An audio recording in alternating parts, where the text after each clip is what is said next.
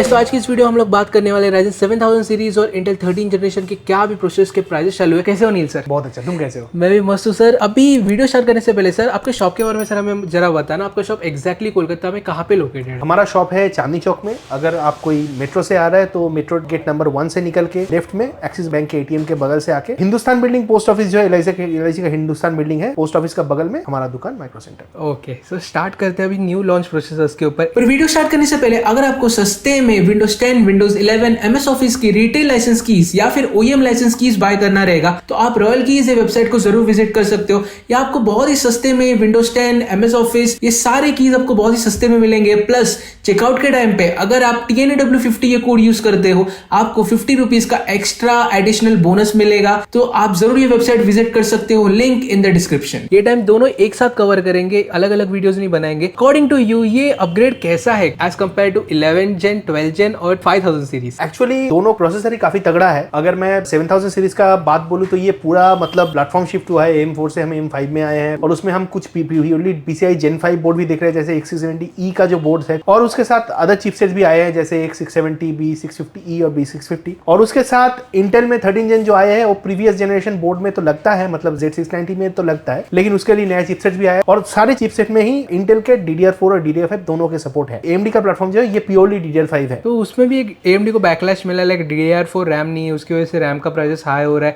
Overall PC build का price उससे high हो रहा है। तो आते हैं सर अभी इंडिविजुअल प्रोसेसर्स के ऊपर। स्टार्ट करते हैं AMD से। AMD में अभी कितने प्रोसेसर्स लॉन्च हुए हैं? AMD में तो फिलहाल 4 प्रोसेसर्स लॉन्च हुए हैं, Ryzen 5 में एक, 7 में एक और Ryzen 9 में 2। तो उसके बारे में अगर हम बात करें, पहला है 7600X। बक्सा बहुत छोटा हो गया है, कूलर भी नहीं है अंदर। 7600X जो है ये 6 कोर 12 थ्रेड का है, पहले जो था वही है, लेकिन AM5 में आ गया है अभी। उसके बाद आ रहा है 7700X, ये Ryzen 7 में आ गया, 8 कोर 16 थ्रेड का है। और उसके बाद बाकी दो प्रोसेसर जो है इनका बक्सा बड़ा है। तो 7900X जो है 12 कोर 24 थ्रेड का प्रोसेसर है। और जो टॉप ऑफ द लाइन है Ryzen का 7950X जो है ये आ रहा है 63700 का। ये टोटल लाइनअप हो गया, नया लाइनअप जो है। और बाकी पुराना लाइनअप तो मिलते ही है, लेकिन ये नया सारे के सारे 4 प्रोसेसर जो लॉन्च हुए 4 के 4 मेरे पास रेडीली अवेलेबल है। तो सर ये हो गया प्रोसेसर्स के बारे में। अभी आते हैं इनके कंपैटिबल मदरबोर्ड्स के ऊपर। AMD में कंपैटिबल मदरबोर्ड्स क्या क्या लॉन्च हुए हैं? AMD में फिलहाल मेरे पास जो स्टॉक में है 3 चिपसेट का फिलहाल बोर्ड है। पहला अगर हम 670 में जाए तो ये एक 670 Aorus Elite AX है। ये Aorus की तरफ से गीगाबाइट का बोर्ड है, काफी अच्छा बोर्ड है। कुछ दिन पहले हम लोग इसके साथ एक 7950 एक स्पेयर करके बेचा था और वो हम 5 कोर ओवरक्लॉक किए थे कस्टमर रिक्वेस्ट पे, और वो बेसिकली बहुत अच्छा चल रहा था। VRM टेम्परेचर और CPU टेम्परेचर बहुत अच्छा आ रहा था और बहुत ही अच्छे वोल्टेज भी हमको मिले थे। तो ये जो बोर्ड है इसका प्राइस है लगभग 28000 के आसपास, लेकिन बहुत ही तगड़ा बोर्ड है बेसिकली। इसमें अगर आप देखें एक PCI Gen 5 स्लॉट है, बाकी 3 PCI Gen 4 स्लॉट है और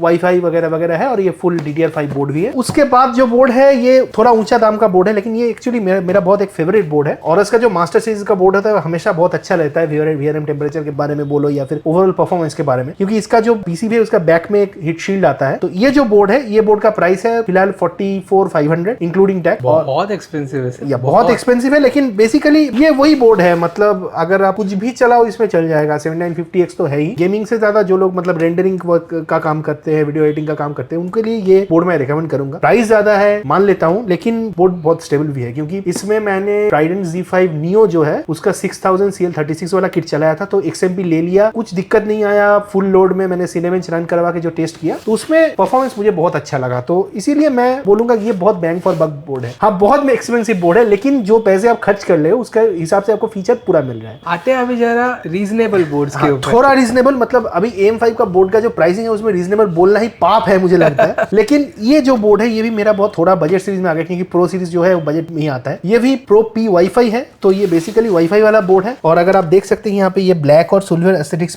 के ऊपर आता है, तो ओवरऑल ब्लैक बिल्ड के लिए अच्छा बोर्ड है ये। इसका जो प्राइस है, इसका प्राइस आ जाएगा 23000 रुपए। सो बेसिकली Aorus Elite जो है उससे लगभग 4-5 हजार नीचे ही आएगा। 670 में तो मुझे लगता है सबसे बजट बोर्ड यही होगा, मतलब वही बजट सुनने में थोड़ा हंसी आ रहा है मुझे भी, लेकिन मुझे लग रहा है कि अगर बैलेंस किया जाए तो ये बहुत अच्छा बोर्ड है। और उसके बाद अगर हम आते हैं 650 चिपसेट में, तो 650 मेरे पास फिलहाल 2 बोर्ड है। बेसिकली ये कॉम्पिटिटर बोर्ड है, क्योंकि हमेशा हमको पता रहता है कि टफ और टोमाहॉक ये आपस में लड़ते हैं। बेसिकली सेम सेगमेंट का बोर्ड होता है, कभी टफ का प्राइस ज्यादा होता है, कभी टोमाहॉक का प्राइस ज्यादा होता है। फिलहाल Asus का जो है, Asus का मैं देख रहा हूँ AMD में प्राइसिंग बहुत अग्रेसिव है। पहले देखा था कि टफ प्लस का सीरीज का जो बोर्ड है 550 में, उसका प्राइस टोमाहॉक से थोड़ा ऊपर ही रहता था, लेकिन ये दोनों बोर्ड जो है एकदम सेम है, दोनों फुल ATX है, दोनों विद वाईफाई है। टफ का जो बोर्ड है, टफ का बोर्ड का प्राइस आ रहा है 23200 और जो टोमाहॉक का बोर्ड है ये आ रहा है 25500। 2-3 हजार का फर्क दोनों में आ रहा है। एस्थेटिक्स का बात करें तो बेसिकली ये ऑल ब्लैक एस्थेटिक्स जो 550 का जो बोर्ड था उससे ज्यादा डिजाइन में चेंज नहीं आया है इसमें टोमाहॉक में। B650 में थोड़ा बहुत चेंज तो आया है,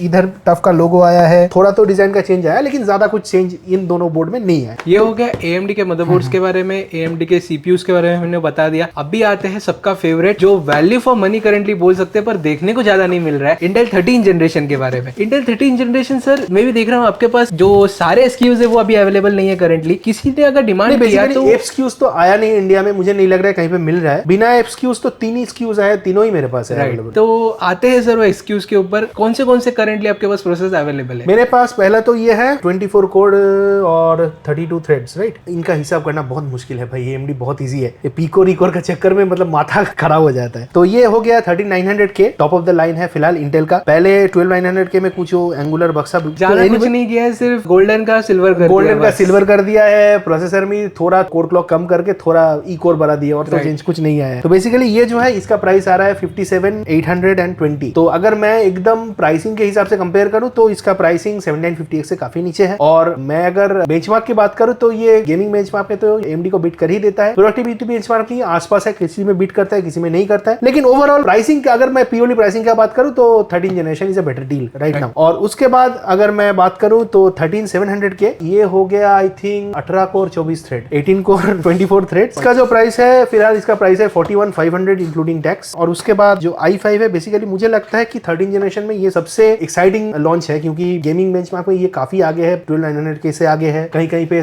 5950X या 5900X से भी आगे है। इसका प्राइस आ रहा है फिलहाल 31,500 इंक्लूडिंग टैक्स। ओके, लाइक ये करंटली अच्छा है प्रोसेसर लोग बोल सकते हैं। बहुत लोग जो बिल्ड कर रहे हैं वो K सीरीज और KF सीरीज में बिल्ड कर रहे हैं 13600। आते हैं सर अभी इसके मेन मदरबोर्ड्स के ऊपर, मदरबोर्ड्स पे बात करेंगे। मदरबोर्ड्स में आपके पास क्या क्या वैरायटीज अभी अवेलेबल है? मदरबोर्ड के एक्चुअली मेरे पास इंटेल का काफी बोर्ड का प्राइस थोड़ा कम है, क्योंकि 790 चिपसेट है, चिपसेट नया है, सॉकेट वही पुराना है, ये बैकवर्ड कंपेटेबल भी है, 12 जनरेशन भी लगा सकते हो इसमें, ज्यादा डिफरेंस भी नहीं है 690 और 790 में। अगर हम देखें तो बेसिकली कुछ बैंडविड्थ का डिफरेंस है और 2 PCI लेंस है शायद ज्यादा है, और कुछ डिफरेंस तो नहीं है। ये जो बोर्ड है ये आसूस की तरफ से है, प्राइम PCSM। जो लोग बजट में वाइड बिल्ड कर रहे हैं उनका चॉइस प्राइम सीरीज का बोर्ड हमेशा बनता है। और ये जो बोर्ड है ये बेसिकली Z790 का एकदम एंट्री लेवल बोर्ड है। इसका प्राइस आ रहा है 23,000 रुपया इंक्लूडिंग टैक्स। उसके बाद अगर हम आसूस के लाइनअप में देखें, दूसरा जो बोर्ड है ये भी मतलब ये स्ट्रिक्स लाइनअप का बोर्ड आपको मालूम है, ये भी फैन फेवरेट रहता है। और इसका जो प्राइस है फिलहाल इसका प्राइस है 48,500। ये दोनों बोर्ड के बाद जो आई थिंक Z790 का आसूस के तरफ से फ्लैगशिप यही लॉन्च हुआ है, क्योंकि एपेक्स या मैक्सिमस एक्सट्रीम तो नहीं आया अब तक। तो हीरो जो है ये आसूस का टॉप ऑफ द लाइन है। आप देख ही सकते हो कि ये पूरा IO शील्ड में चकाचक एकदम RGB लगा हुआ है, बाकी सारे के सारे फीचर तो सभी है ही इसमें। ये जो बोर्ड है इसका प्राइस आ रहा है 61,000 इंक्लूडिंग टैक्स। वाओ, मतलब एक पीसी बिल्ड हो जाता है 61,000। एग्जैक्टली, मतलब